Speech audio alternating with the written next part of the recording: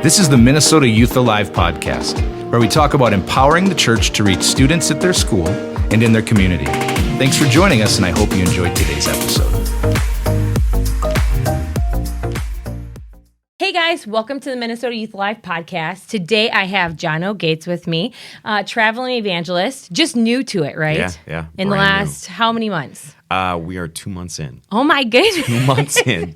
Fresh baby in we the are water. Very fresh. That's amazing. That's awesome. Because I think, though, you're in a really sweet spot. Yeah. Like just beginning, starting out, and you don't have everything figured out probably in the world. No, so not at all. It's awesome to have you with us today. I wanted to bring you on the podcast for a couple different reasons. I think you've been an amazing youth pastor in the district here in Minnesota. But also, I love just, there are students out there that feel called maybe to school assembly speakers, evangelism, and that's not like probably the normal. Right. You know, that's not like one of the obvious that's talked about as like a pastor, a church pastor, a missionary. And so what does that look like? What does it look like, that journey looks like for you, the calling looks like for you? And so just to help students that maybe are like, I feel like I'm called to do ministry, but not as a pastor at a church, not as a missionary overseas, and trying to filter through that calling. We just came off the Called conference here. Yeah. And you spoke at that, which you did an amazing job. And so just as students are searching out, what is God calling me to in my life? That we could just take a moment with you. And so before we get too far into the podcast, we love to get to know our speakers. And so we have like 5 questions for you. Some of them are ones we've asked other podcast speakers. But okay, we're going to get to know you a little bit. Yeah, Be perfect. honest. Yeah, of course. Okay? Of course. Let's Our do it. first one we have for you is this. What is your favorite go-to movie? My favorite go-to movie, I'm a huge Marvel fan. Ooh. I love comic books, have since I was a kid.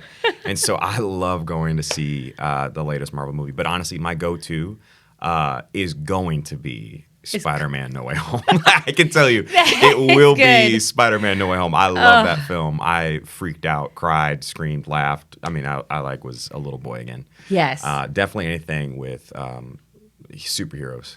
I know. You know. That I do love Marvel also, and Yeah. that was pretty amazing. Amazing. Mind-blowing. I had no idea what I was going to walk into when Right. I began that movie, but it was good. For books, authors, things like that, quotes, what is one of your favorite authors? What is one of your favorite quotes that you have? Man, I don't know if I have like a favorite quote just off the top of my head, but I do love Craig Groeschel. I do love, I've been really enjoying Timothy Keller. I've been enjoying John Mark Comer. Like I just was reading Ruthless Elimination of Hurry.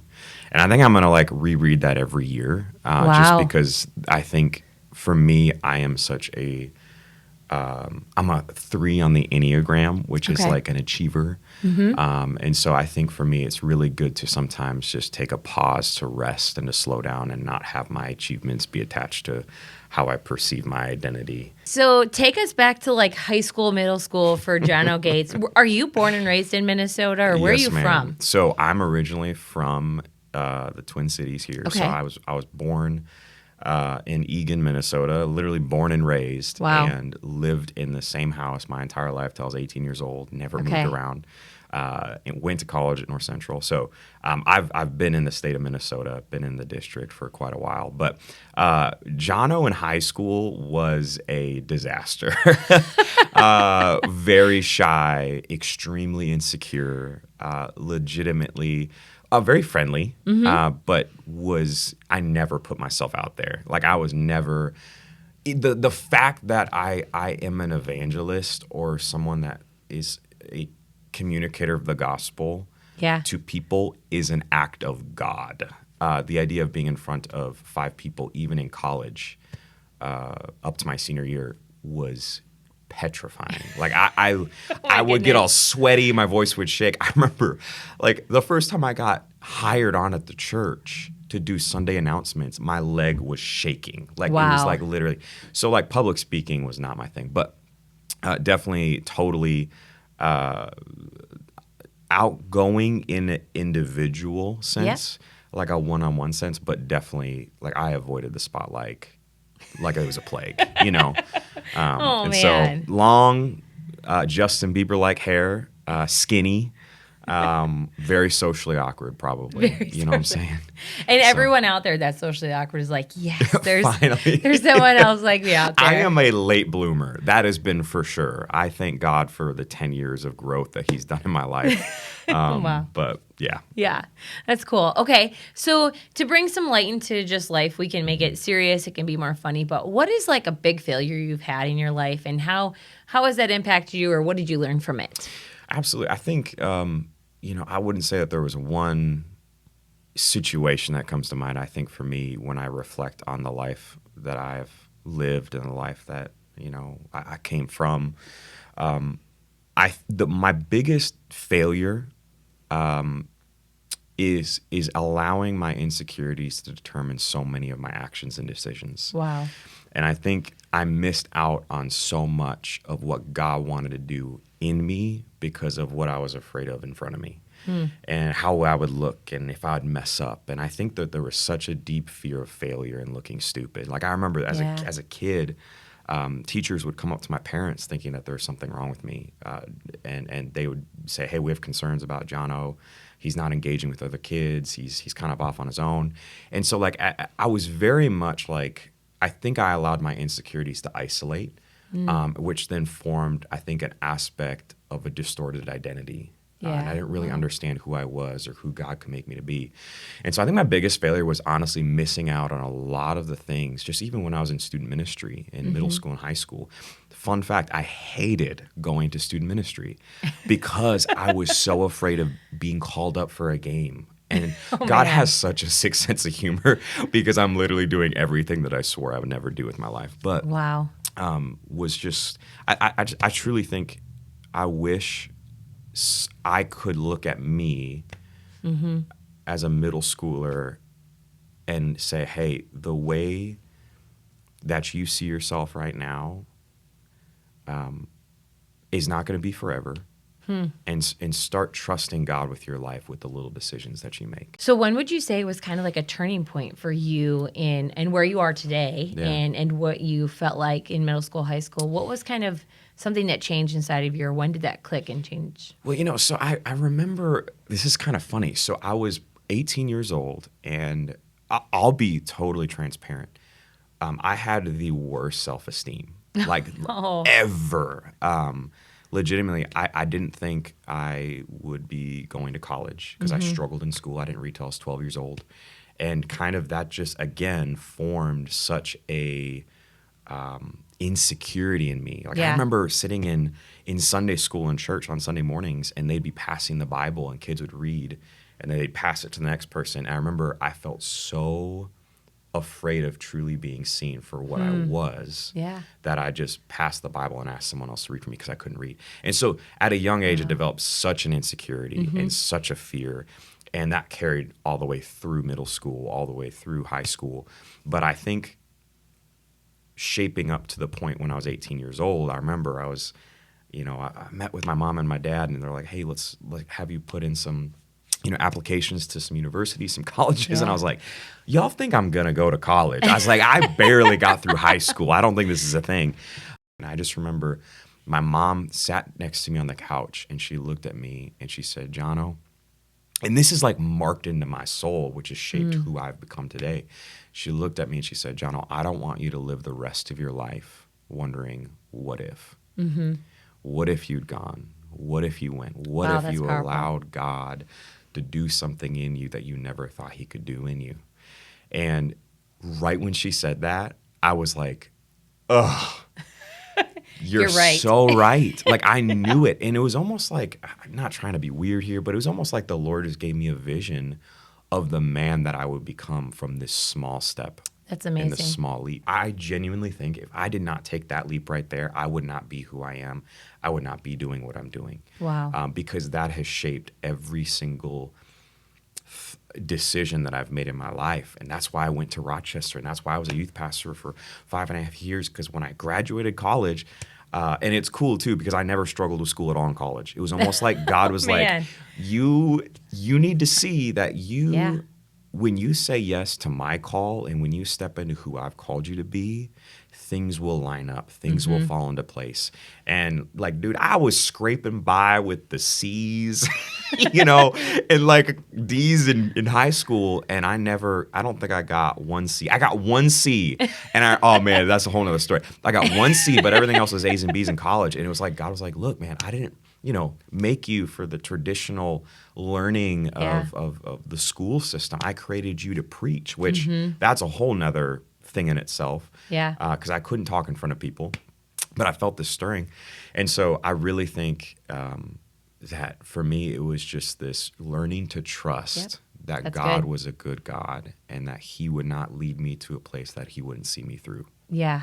Wow. And I think already you've started speaking to like so many of our students out there that feel like God's calling me to something. I don't know if I'm capable of doing that, or I don't know what I am capable of doing. Right. So many times I think we all just see our imperfections. We see our weaknesses instead of seeing what God wants us to see. And so I think that's an amazing just testimony that you have from just that portion of your life of how God has just given you new vision in what you are and who you are in Christ, and not just who you see yourself to be. Right. That's Right. amazing. So for students who are like pursuing kind of traveling evangelism, speaking on a regular basis, what would you say would be a great piece of advice for those people? Take every opportunity that you get. That's good. I think there's a lot more power in the yes than we think there is.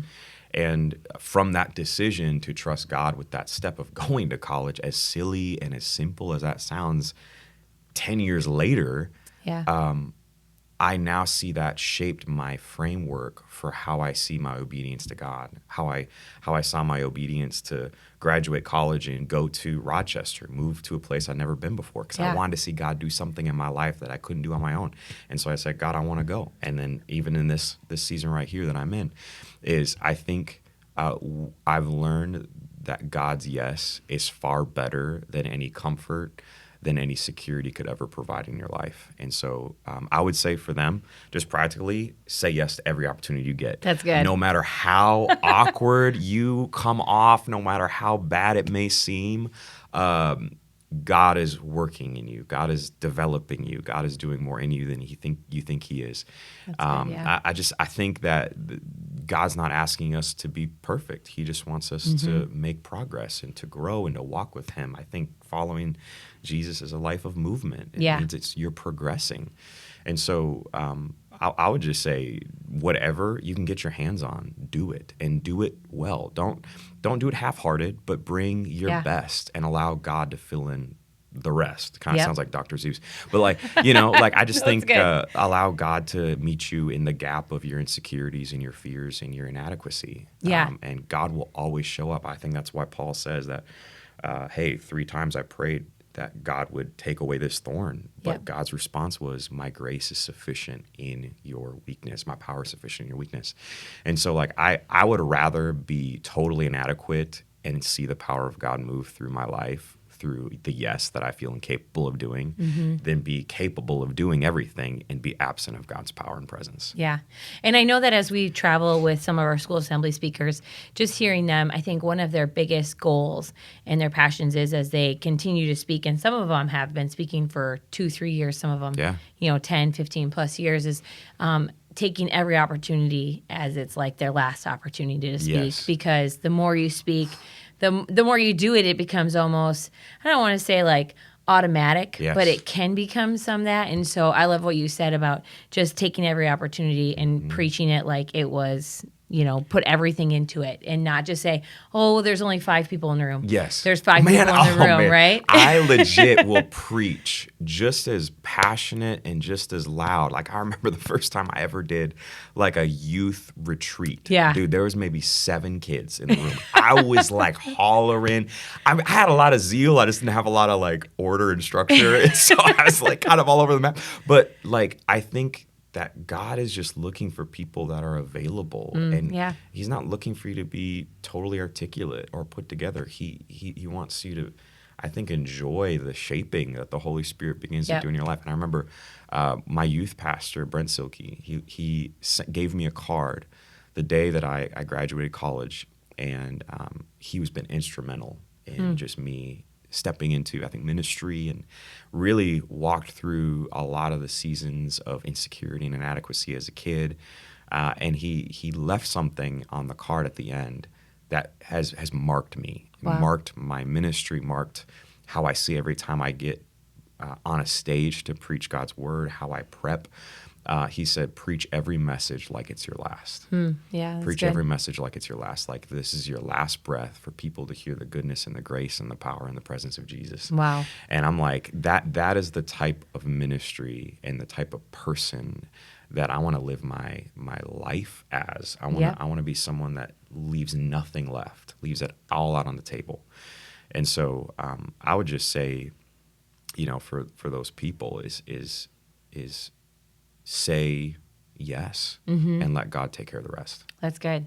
Okay, so you've mentioned that you were a youth pastor for 5.5 years, and so in Rochester. So tell us, what has your journey been like? Did you always think like youth pastor, youth ministry? You're a traveling evangelist now. What has this transition and this journey been like for you? Just take us on a little quick trip through your... Yeah, for sure. Well, so it's so funny because if you told me 10 years ago that I'd be doing what I'm doing, I would have laughed so hard and told you, because I was so stuck in that fear paradox and that the framework and the lifestyle.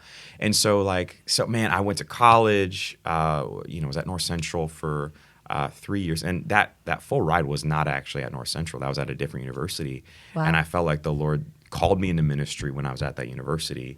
And so I was like, hey, where am I going to go?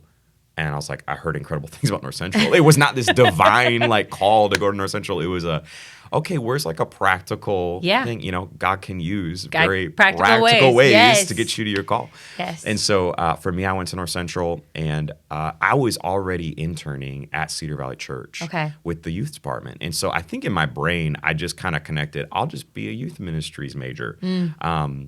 And so I interned for 4 years all through college at Cedar Valley Church, graduated North Central. And I remember when I was looking at, coming up to getting my degree and stepping into this as a position, I just remember thinking to myself, when I had, the doors that God had opened for me when I was graduating, I looked at the doors and I said, okay, God, where is going to make me the most uncomfortable, and where's going to make me the most reliant on you? Because I know that if I go somewhere, I'm going to do everything in my own strength, which means that your spirit's probably going to be absent. I said, I want to go somewhere that's going to push me beyond everything I've ever known. I want to go somewhere that's unfamiliar so I can become very familiar and very comfortable in the presence of Jesus, because I need it. That's good. And so for me, I looked at Rochester and I said, man, I don't know anything about this church. I didn't know Pastor Jim. I didn't know, I legit didn't know anybody at the time. And legitimately, I went down to visit, met with the youth pastor, and I remember thinking to myself, I'm like, no, there's no way. I'm probably not. But I remember I was driving back up and I heard the Holy Spirit say, what if? What if you trusted me with another leap of faith? Wow. And I was like, ugh. Those aren't like, but I don't want to leave my friends and my family and what's familiar. And so I said, okay, God, I will follow you where you call me to go. And I felt like there was this desire again of, okay, it was almost like this vision of what God could do. I wanted to see God do something far beyond my own ability, my own capability. And I wanted to see a demonstration of God's power through my obedience and through my availability, even though I am very flawed and very imperfect.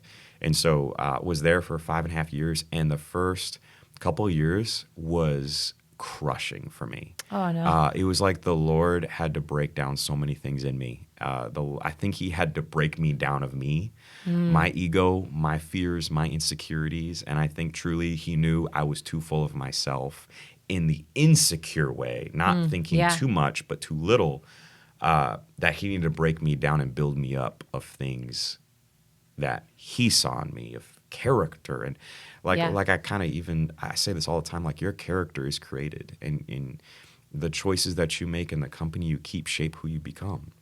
And so I'm a firm believer in you are not what you do, but what you do does shape who you become. Yeah. And I'm a firm believer in letting every decision that I make line up with who I know God's called me to become. And that obviously starts with a vision, having a vision for your life of who God's called you to become and what God's called you to do.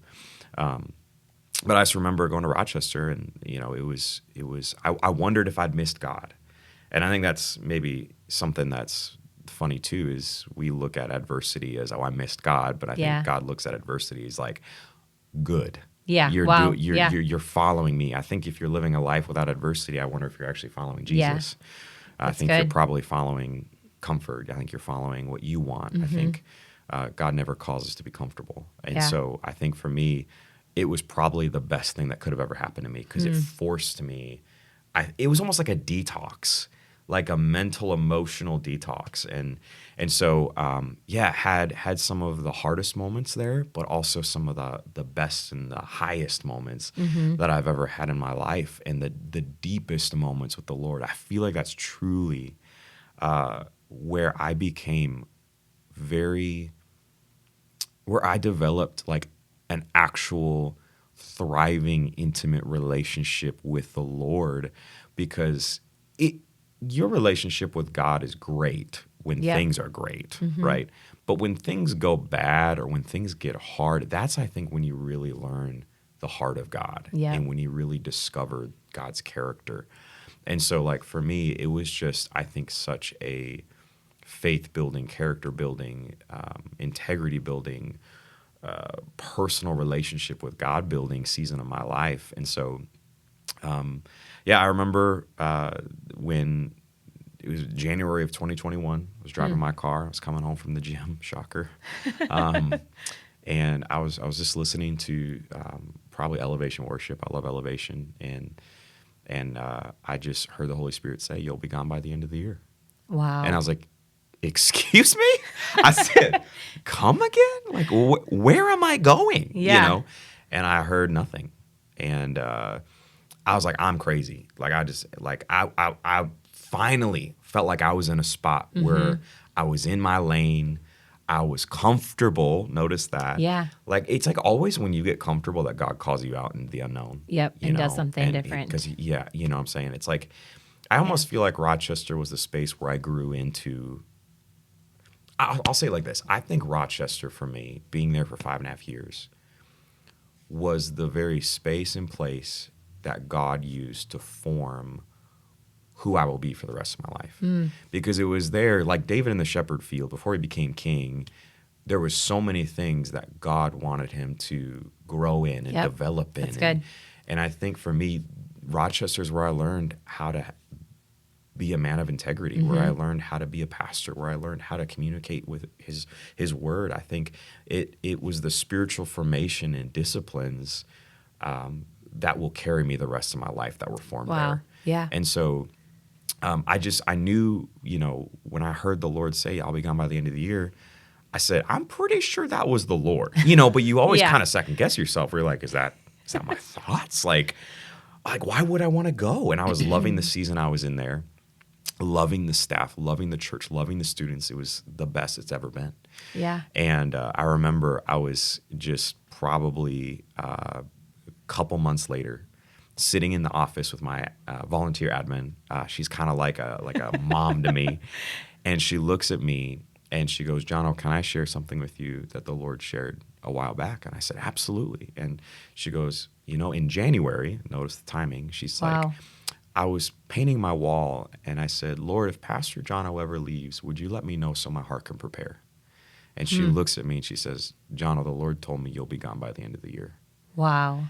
Now, I freaked out because, and that was, I think, the beginning of me realizing, okay, I'm not crazy.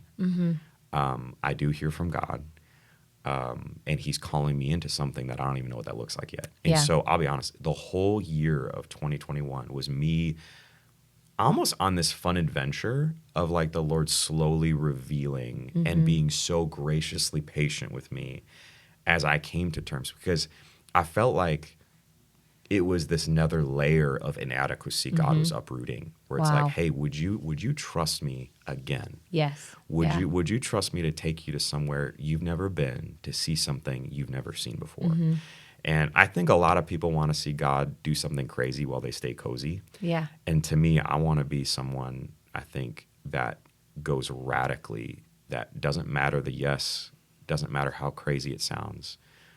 I want to follow Jesus. And so it was kind of crazy because like people would be coming up to me and they'd be like, hey, I feel like I got this word. And it was like spot on, like everything. And then Wow, that's God was awesome. opening all these doors. So basically, long story short, or long story long, I apologize, is I just remember I felt at the end of probably about August, I sat down with the pastor there, and Pastor Mike's there. I said, Mike, I love you. I said, but here's what God's doing in my life. And I said, I'm kind of terrified to talk about it because it's been, at the time it was 8 months of God just stirring this in my heart. Yeah. Probably honestly a year and a half of the dream of that, though. I just didn't really know how to put it into tangible words. And so I was kind of sharing what God was doing, and he's sitting there smirking the whole time. And he goes, Jono, I've known this conversation was coming for a year and a half. But yeah, I remember I said, Pastor Mike, I gotta go. I gotta go by the end of the year. And so I basically just gave up an incredible church family. Not gave up, but I left an incredible church family. I gave up a job. I gave up financial security to take a step and to do something that I've never done. And it has been incredible. That's amazing. That's good. I've seen God's provision more in these 2 months than I have in so many. Yeah.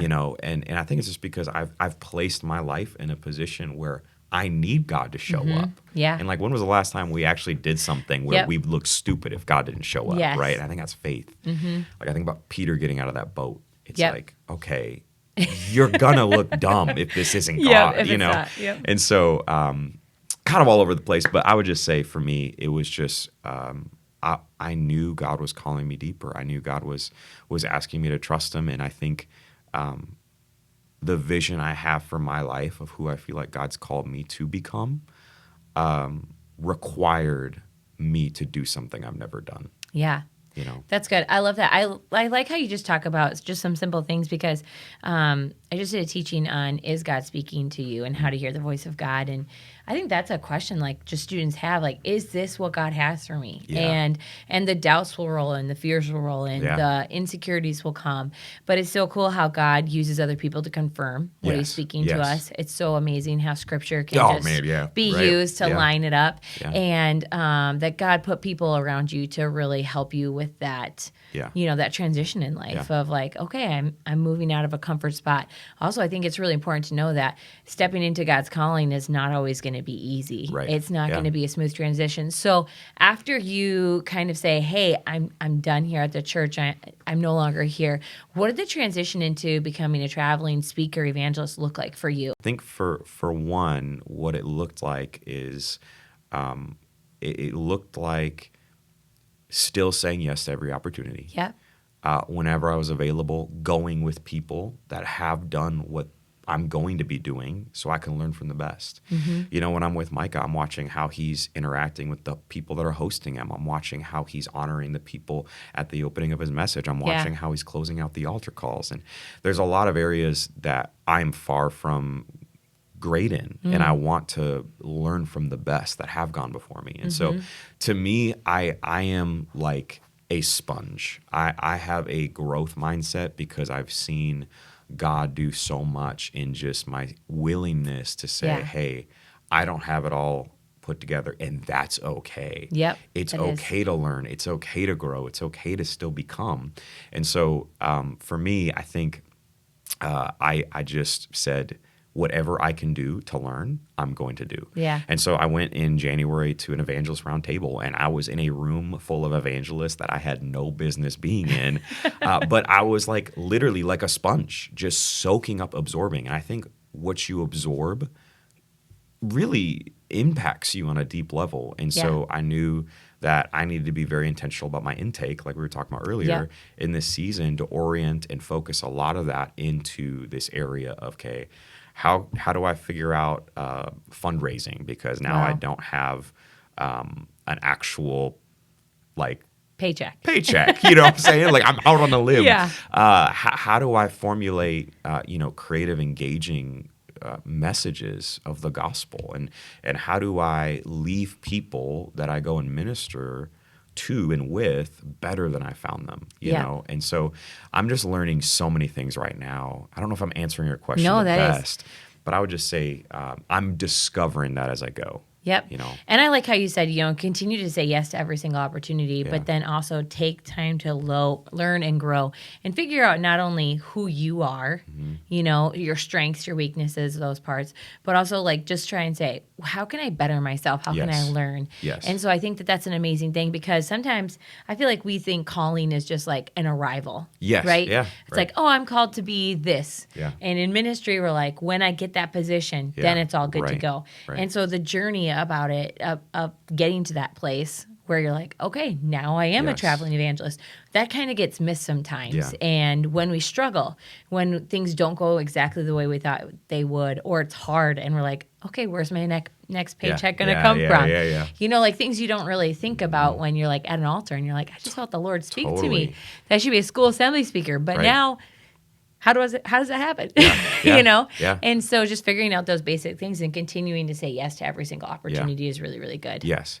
Well, and let me say this too. I needed, like, just to go from maybe less applicable to maybe more deeply personal with the Lord is, I knew if God was calling me to this, that my well would have to get deeper. Yeah, that's good. And I think that the areas that I felt really shallow in, I needed to deepen.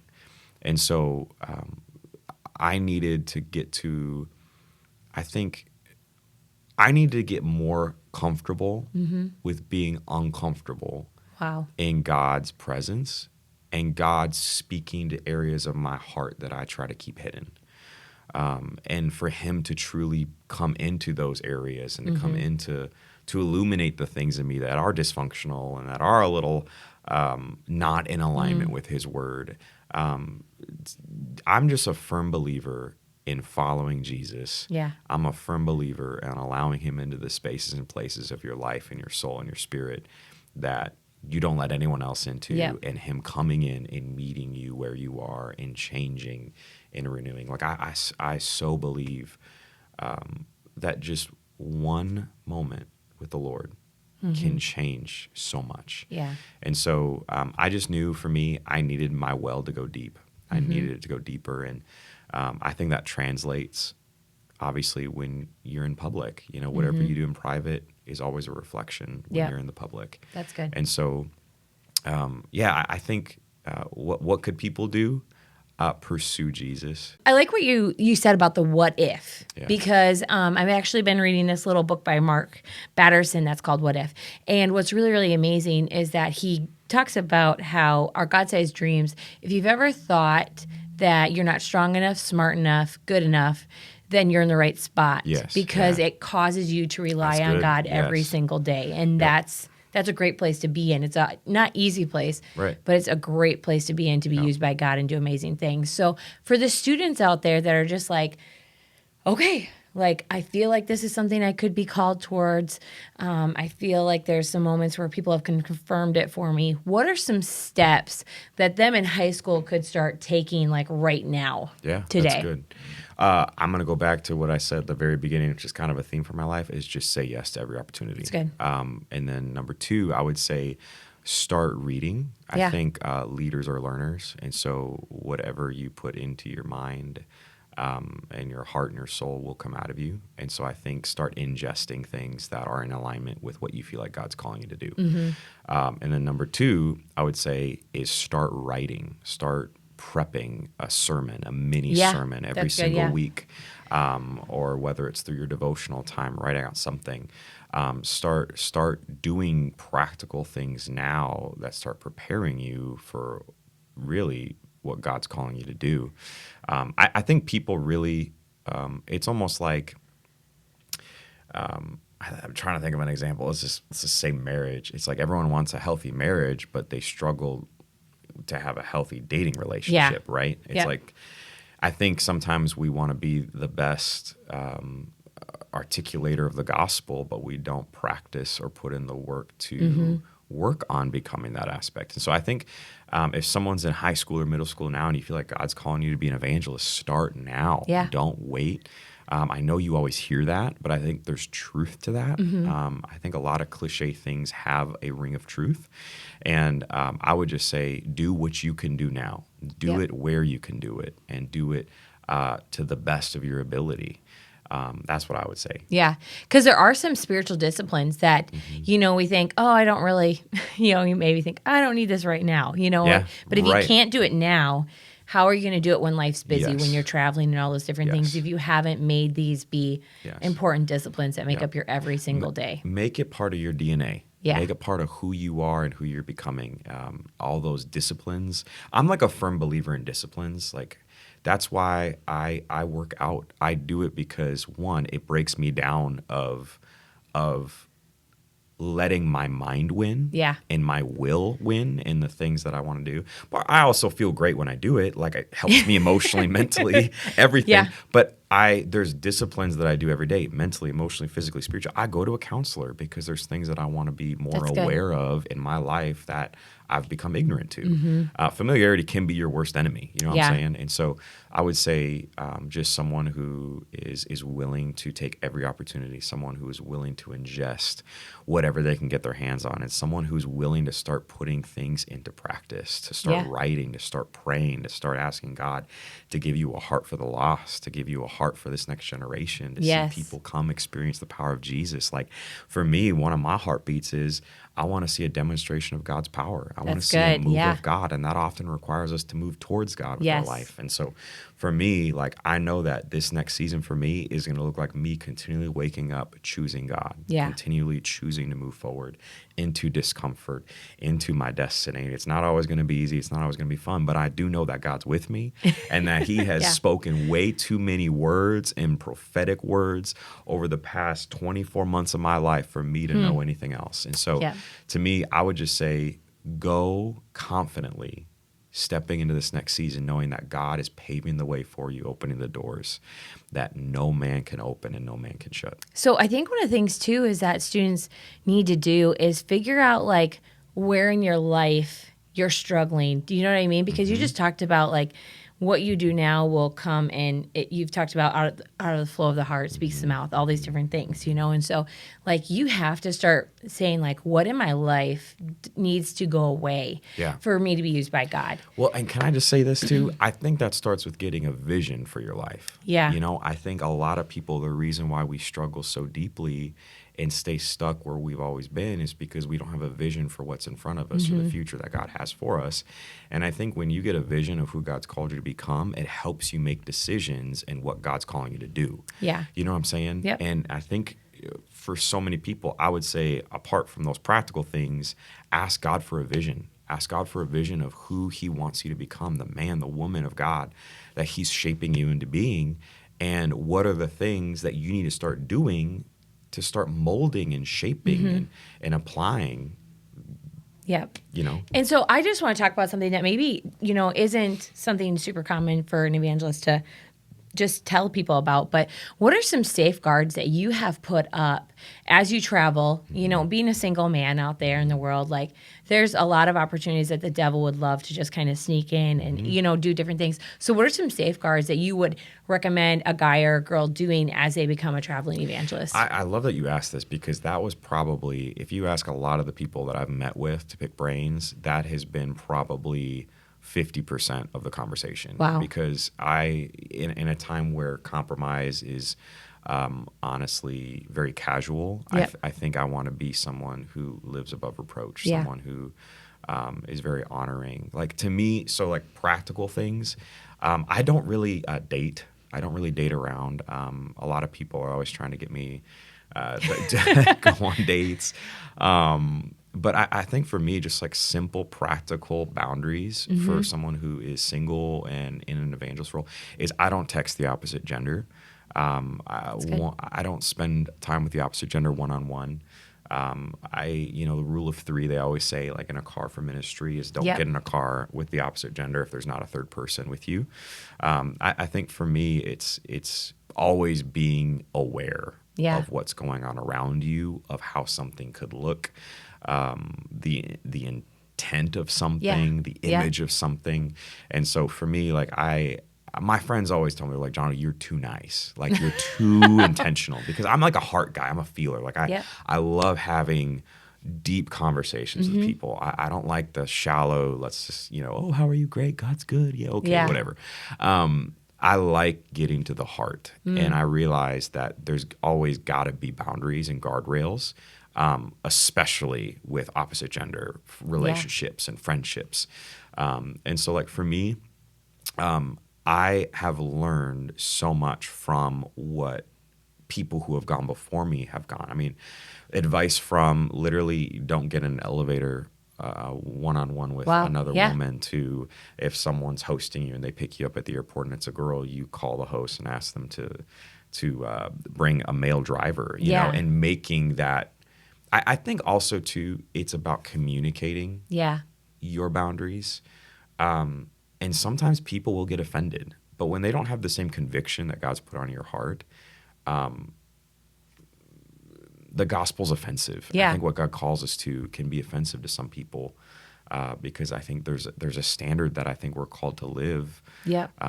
that a lot of people may find abnormal. Yeah. And so for me, I always just really try in every way, shape, or form to be conscious and to be aware of how I'm coming off, Yep. of my body language, of if someone is coming up to me, talking to me, I try to keep the conversations fairly quickly, Yeah. and not create any image of anything that could be taken out of context. And so, it's a unique challenge that I think even being someone that is not married will have to discover what dating looks like too. Yeah. Yep. And so, I love that. Yeah, I actually know, I remember speaking to an evangelist one time, and he said every hotel room he goes to, he asks them to remove the TV. Yes. Or if they won't remove it, he unplugs it or asks, whatever. And there's just like simple things that they do. And he's like, honestly, it's time I spend with the Lord instead of on the TV. So it kind of works in a couple different ways. But just small things of, some people always travel with an individual if they can, to just kind of have a backup that's saying this is what happened on the trip and things like that. And it's kind of crazy to think like, okay, I feel called to this, but we've got to protect ourselves in ministry, because the enemy is always looking for those opportunities. So I wanted to end our podcast today with this. What is like kind of a win story that you could share with us of maybe God using something you spoke or something a student has said with you, just a win where you're speaking and there's just a cool testimony that you have from that? Man, like one of the recent ones has been really cool is I just did a village gathering in Pakistan. I got the opportunity to preach via Zoom, which was pretty cool.